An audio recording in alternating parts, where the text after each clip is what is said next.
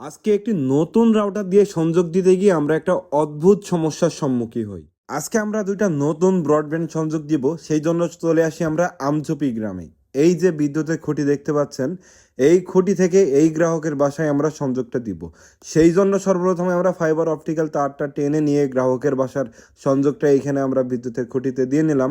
এরপর চলে আসি আমরা গ্রাহকের বাসায়। এখানে এসে আমরা একটা হোম টিজে বক্স এবং প্যাসকর্ড লাগিয়ে দিই। এই গ্রাহকের বাসায় আমরা লাগাবো কিউডি ডুয়েল ব্যান্ডের রাউটার এবং একটা ডিবিসি অনু। তো রাউটার এবং অনুটা লাগানোর পর আমরা কনফিগার করার পর দেখি যে এখানে ইন্টারনেট চলে এসছে।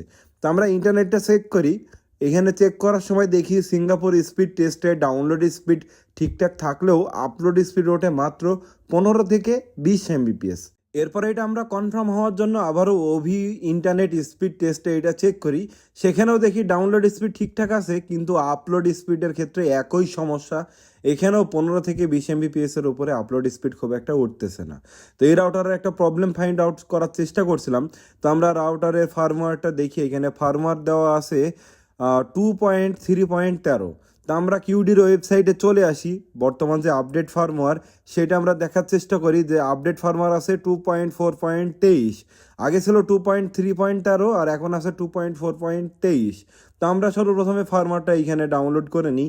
তারপরে এই যে রাউটারের সেটিংয়ে গিয়ে আমরা ফার্মওয়্যারটা আপডেট করে দিই। তো ফার্মওয়্যারটা আপডেট হওয়ার সময় সিস্টেমটা ফ্লাশ হচ্ছিল। তো ফার্মওয়্যার যারা আপডেট দিবেন একটু খেয়াল রাখবেন যে ইউপিএসের যেন ব্যাকআপ থাকে, নাহলে যদি আপডেট দেওয়া অবস্থায় যদি কারেন্ট চলে যায় তাহলে কিন্তু রাউটারটা সম্পূর্ণ ডেড হয়ে যাবে।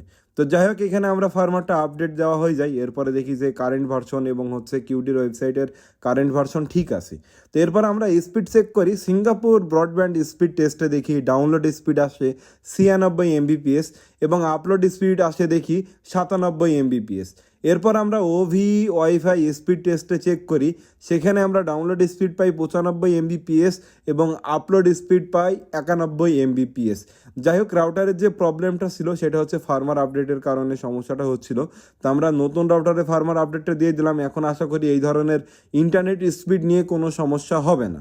তো এরপর চলে আসি আমরা দ্বিতীয় সংযোগ দিতে। এই বিদ্যুতের খুঁটি থেকে এই বিদ্যুতের খুঁটি, তারপরে এই যে এখানে একটা গাছের আগে বিদ্যুতের খুঁটি, তারপরে আছে গ্রাহকের বাসা।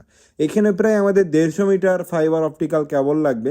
তা আমরা এখানে অপটিক্যাল ফাইবার তারটা সর্বপ্রথমে টেনে নিয়ে গ্রাহকের বাসায় ফাইবার তার দিয়ে এসে আমরা এখানে মেন টিজে বক্সে গ্রাহকের ফাইবারটা সংযোগ দিয়ে নিলাম।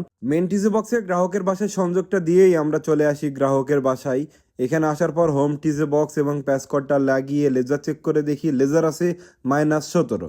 তো গ্রাহকের বাসায় আমরা কিউডি ডুয়েল ব্যান্ডের রাউটার এবং একটা ডিবিসি অনু এখানে বেড়াতে সুন্দর করে বেঁধে লাগিয়ে দিলাম। এরপর এটা আমরা কনফিগার করে স্পিড টেস্ট করে দেখি। ফাস্ট.কমে আমরা 90 এমবিপিএস পর্যন্ত ডাউনলোড স্পিড পাচ্ছিলাম। এরপর সিঙ্গাপুর ব্রডব্যান্ড স্পিড টেস্টে চেক করি। সেখানে আমরা ডাউনলোড স্পিড পাচ্ছিলাম 96 এমবিপিএস এবং আপলোড স্পিড চেক করে দেখি আপলোড স্পিড পাচ্ছিলাম আমরা 99 এমবিপিএস। এরপর আমরা ওভি ইন্টারনেট স্পিড টেস্টে এটা আবার চেক করি। সেখানে আমরা ডাউনলোড স্পিড পাচ্ছিলাম 96 এমবিপিএস পর্যন্ত এবং আপলোড স্পিড চেক করে দেখি আমরা আপলোড স্পিড পাচ্ছিলাম 100 এমবিপিএস পর্যন্ত। এটা যেহেতু একটা ডুয়েল ব্যান্ডের নন গিগাবিট রাউটার, তাই এটাতে 100 এমবিপিএস পর্যন্ত লিমিট। আমরা সর্বোচ্চ 100 এমবিপিএস ব্যবহার করতে পারবো। এরপর আমরা রাউটারটা কিভাবে গ্রাহক ম্যানেজ করবে, পাসওয়ার্ড চেঞ্জ করবে এবং কাউকে ব্লক করবে, সেই অপশনগুলো আমরা গ্রাহককে শিখিয়ে দিই। এরপর আমরা গ্রাহকের সব মোবাইলগুলো কানেক্ট করে দিয়ে চলে আসলাম। আজকে আমাদের দুইটা ব্রডব্যান্ড সংযোগই দেওয়া কমপ্লিট। আমরা প্রথম সংযোগ দিকে যে একটা সমস্যার সম্মুখীন হয়েছিলাম, ওটা ফার্মার আপডেট না থাকার কারণে সমস্যা হয়েছিল। তো যাই হোক, ওই গ্রাহকের রাউটারটা ফার্মার আপডেট দিয়ে আমরা সমাধান করে ফেলি। আপনারা যারা কিউডি ডুয়েল ব্যান্ডের রাউটার ব্যবহার করেন বা অন্যান্য রাউটার ব্যবহার করেন, এই ধরনের সমস্যা যদি পেয়ে থাকেন একটু কমেন্ট করে জানাবেন।